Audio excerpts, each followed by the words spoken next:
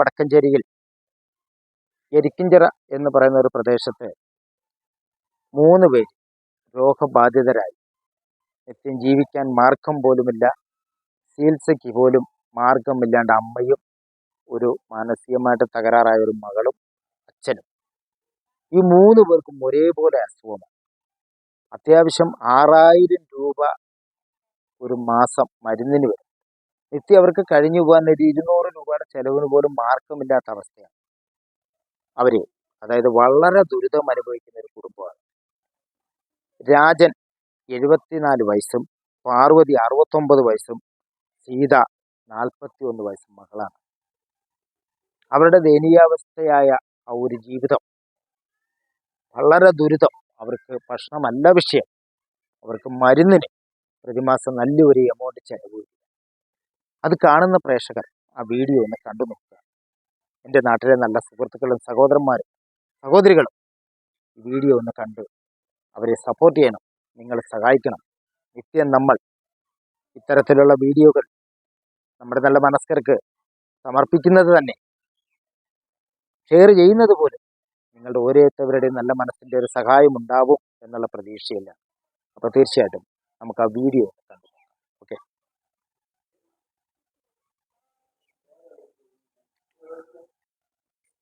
പേരെന്താ? എൻ്റെ പേര് രാജൻ. എന്തായിരുന്നു പണി? പണി കെട്ടുപണിയായിരുന്നു. മരത്തിന് മോൾ മറ്റു മഴത്തിന് മോൾ നില പൊട്ടി വീണിട്ട് പിന്നെ കയ്യും കാലും ശേഷിയില്ലാണ്ട് എവിടെയും പോകണമെന്നില്ല. ശ്വാസം മുട്ടുമെന്ന് വീട് കിട്ടു. അങ്ങനെ ഉണ്ടായിട്ടൊക്കെയാണ്. പിന്നെ പഞ്ചായത്തിൽ നിന്ന് വീട് കിട്ടി, അതുകൊണ്ട് ഇങ്ങനെയാണ്. പിന്നെ ബാക്കിയുള്ളവർ മരുന്നിൻ്റെ ഇതിൻ്റെയൊക്കെ കൂടെ ഞങ്ങൾക്ക് മൂന്നാളുടെ ചിലവ് കഴിയാനൊക്കെ ബുദ്ധിമുട്ട് തന്നെയാണ്. അതുകൊണ്ട് ഞങ്ങളൊരു സഹായം ചെയ്തിട്ട് അങ്ങനെ വിളിച്ചു പറയാം. ഇതിപ്പോ 10 കൊല്ലമായി. 10 കൊല്ലമായി.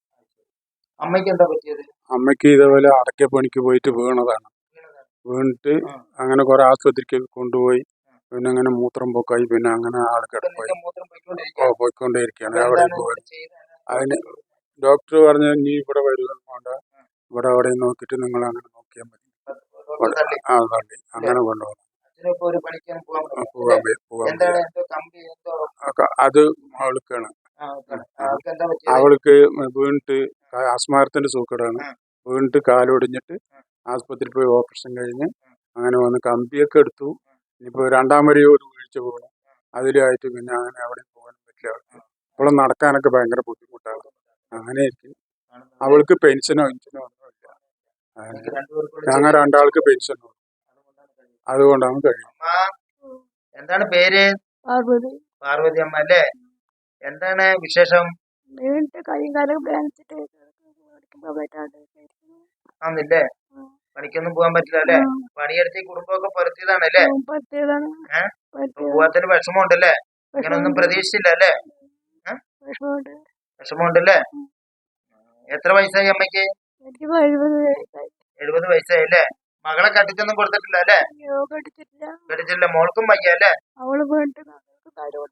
അതെ, ഈ കാണുന്ന സ്നേഹമുള്ള നമ്മുടെ നാട്ടുകാരെ എന്താ ചെയ്യണ്ടേ? സഹായിക്കണം അല്ലേ?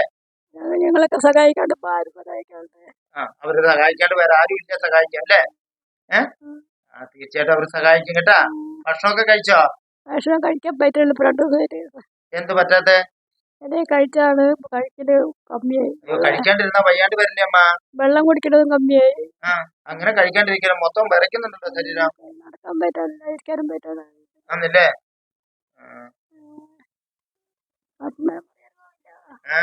ഒരുപാട് പറയാനും വയ്യ. ചേച്ചി പേരെന്താണ്? സീത. സീത അല്ലേ? എത്ര വയസ്സായി? 40 വയസ്സായി. 40 വയസ്സായി അല്ലേ? കല്യാണം കഴിച്ചിട്ടില്ല? കല്യാണം കഴിച്ചിട്ടില്ല. കാശ്മീരത്തിന്റെ മരുന്ന് വാങ്ങാനൊന്നും ഒരു പറ്റില്ല. പണിക്ക് പോകാനും പറ്റില്ല, ഒന്നിനും പോകാൻ പറ്റില്ല. അതുകൊണ്ട് നിങ്ങൾക്ക് എല്ലാ സഹായവും വേണം. എല്ലാവരും സഹായം കാണുന്നവരും നിങ്ങളെ സഹായിക്കും. അമ്മയും ഒരു സഹോദരിയും ഒരു അച്ഛനും അല്ലേ? എല്ലാവരും സഹായിക്കണല്ലേ? കയ്യെടുത്ത് തൊഴുത് പ്രാർത്ഥിക്ക്. ദൈവത്തെ പോലെ നിങ്ങളെ അല്ലേ? ടീച്ചറെ സഹായിക്കുന്ന പ്രതീക്ഷയുണ്ടല്ലേ? ഭക്ഷണമൊക്കെ കഴിച്ചോ? എന്താ ചോറൊക്കെ വെച്ചോ? ചോറ് കറി വെച്ചു അല്ലേ? ചായ കുടിച്ചിട്ടില്ല. പരിമിതിയാണല്ലേ?